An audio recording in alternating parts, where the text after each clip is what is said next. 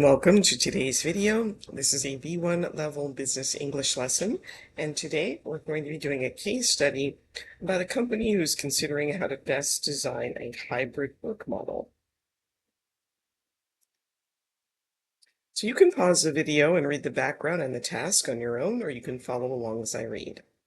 Cipher is a company that provides an open source platform for app development. Last year, Cipher decided to shift to a remote work model. Despite the benefits of working from home, there was something missing. Employees didn't feel as connected to the team. They missed out on chances to strengthen relationships through team meals and spontaneous chit-chat in the office. As a result, the management team wants to try a hybrid model, but isn't sure how to best maximize productivity and minimize costs.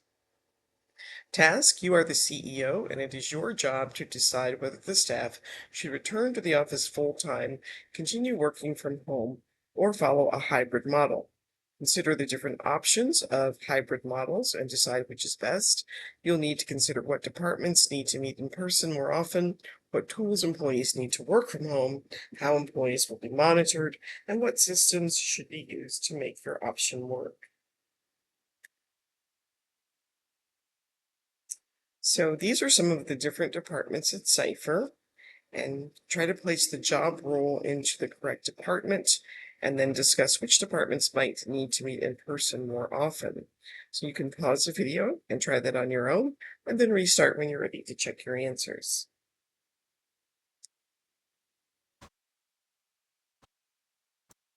All right, so the business development and sales, that would be the account manager and the salesperson.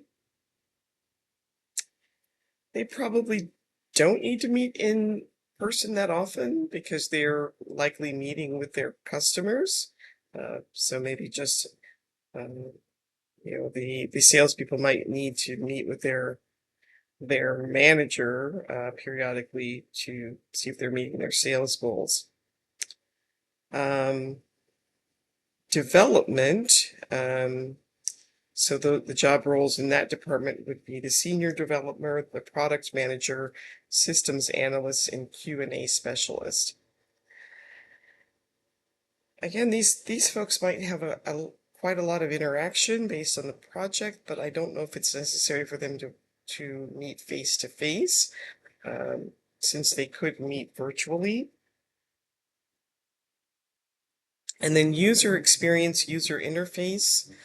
And that department would be the graphic designer.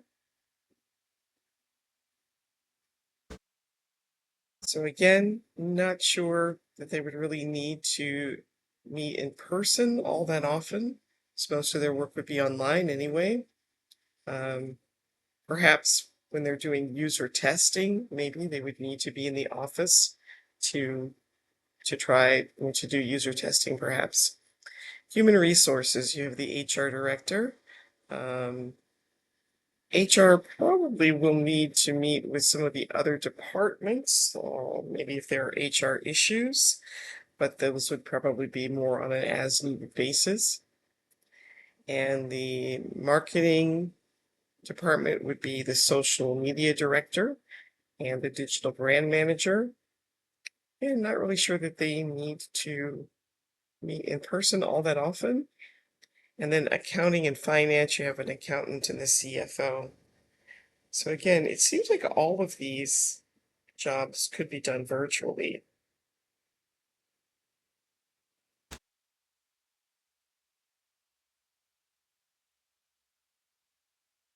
All right, now read a clip from an article, and what is it discussing?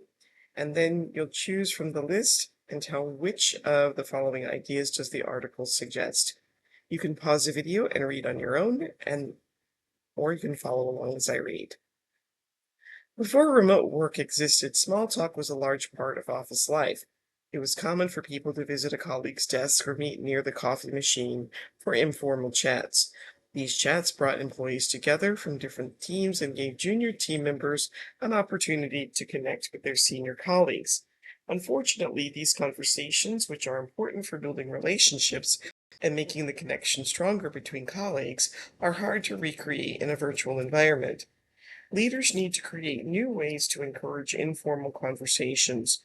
One way they can do this is by leaving part of the meeting agenda free as a time for employees to discuss any topic. Leaders can also set up virtual coffee dates where employees who wouldn't usually speak to one another meet for 15-minute chats. Or they could create online channels for conversations that aren't work related about topics like pets or kids. So which of the following ideas does the article suggest? Scheduling time during meetings for employees to discuss personal topics. It wasn't specifically personal topics, but they did talk about leaving part of the agenda free for any topic.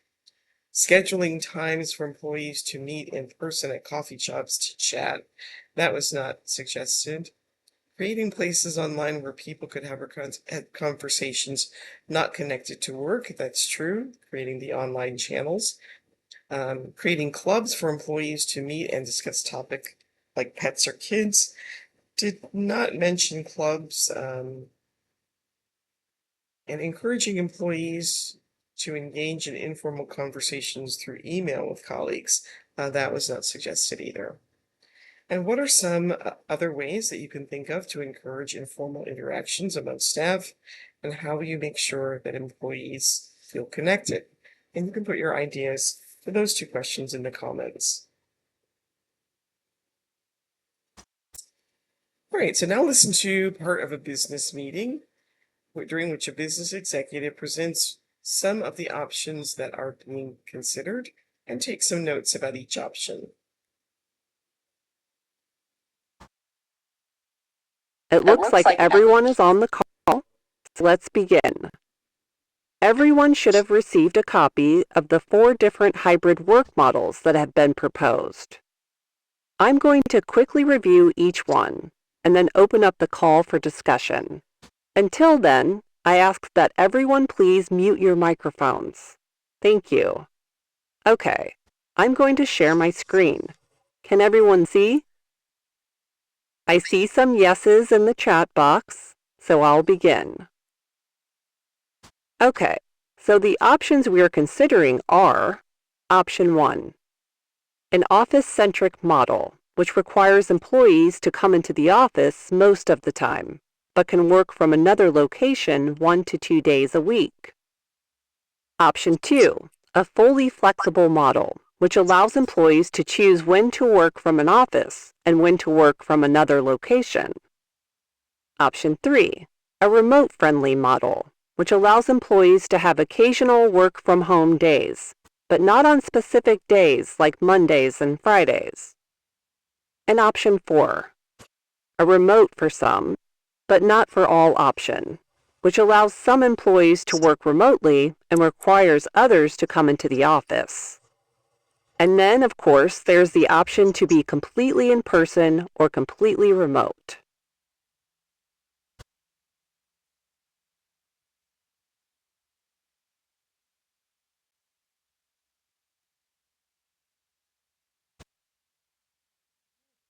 It's bound to be complete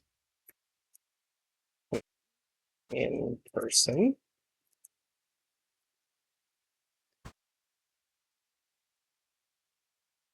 and completely remote. And can you think of any other options?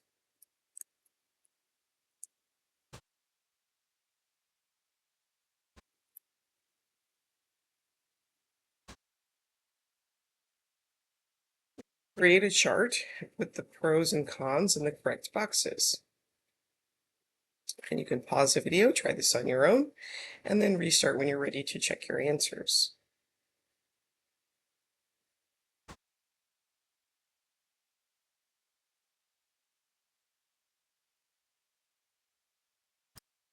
Okay, so we have the in-person, office-centric.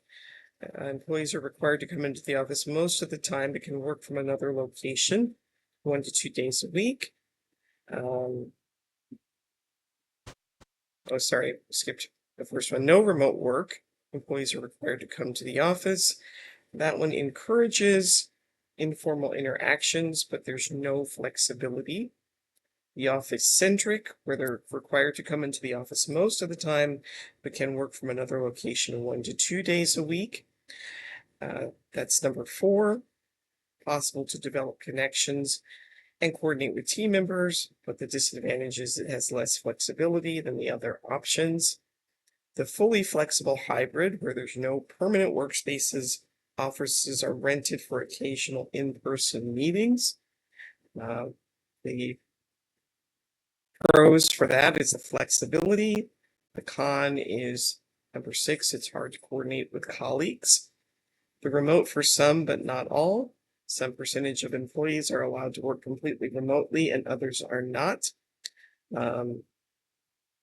The advantage is that it enables company to employ top non-local talent, but the disadvantages are that it can be seen as unfair and favors employees who go into the office more often, and on-site and remote workers can feel disconnected.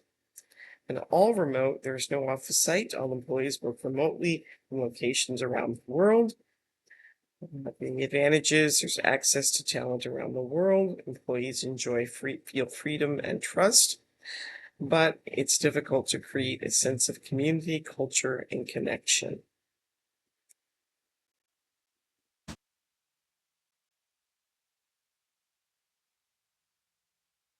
All right, listen to feedback from an employee and what is he worried about?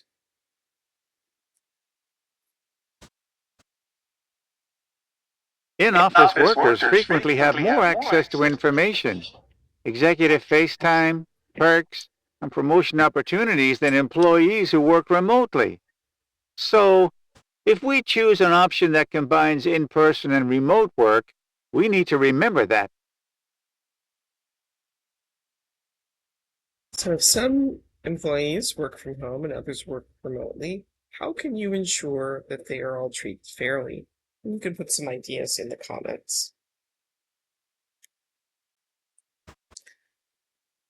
Now we'll listen to feedback from another employee.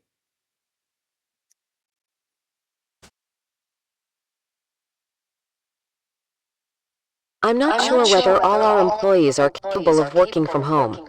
We may need a system to monitor them to ensure that they are working and not just relaxing at home.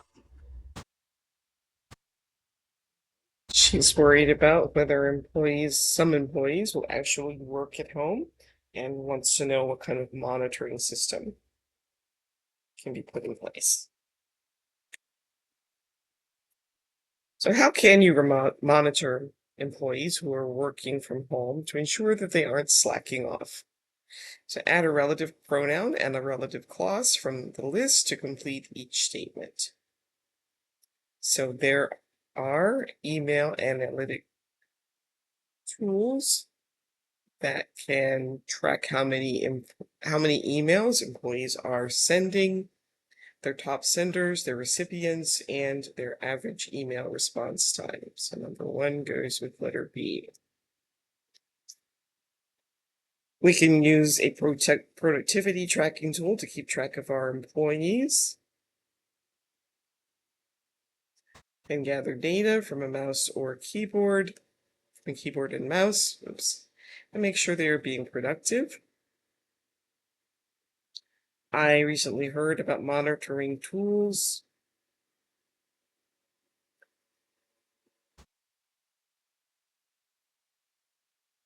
that can take screenshots to see when employees are active and when they've stopped clicking around. We can ask each employee to send a brief email report to their manager at the end of the day, explaining the projects that they are currently working on and whether they can take on more. There are apps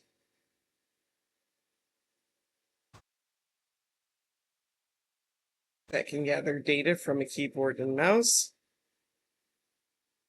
that can take screenshots of employees' desktops to see what they are up to. We could consider one of those. and our employees are people that we can trust. I don't think that they would like to be so closely monitored. If we're worried about them slacking off, we need to figure out a better way to motivate them. Now, evaluate the costs of working from the office and working from home. The office rental fee, there are 200 employees. The office is 3,200 square feet. At $15 per square foot, the office space costs $480,000 per year or $40,000 a month. Other options, hybrid model, an 800 square foot office space that fits 50 employees could be rented for $15,000 a month. A 1,500 square foot office space that fits 100 employees could be rented for $25,000 a month, and the current office space could be rented for 2 days a week for $18,000 a month or 3 days a week for $28,000 a month. Full-time WFH, it's common to give employees a stipend when they work from home to purchase a monitor, desk, and chair. If each employee received a $100 to $500 stipend, that would cost $20,000 to $100,000. And what other tools might employees need to work from home?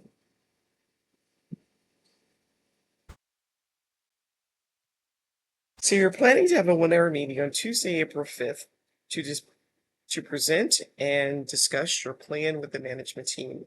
Unfortunately, you aren't feeling well and need to reschedule for later in the week. Look at the available times in your calendar and then write a dialogue for a conversation with the COO about rescheduling the meeting. Now decide on the best plan and present it to the management team on a virtual call.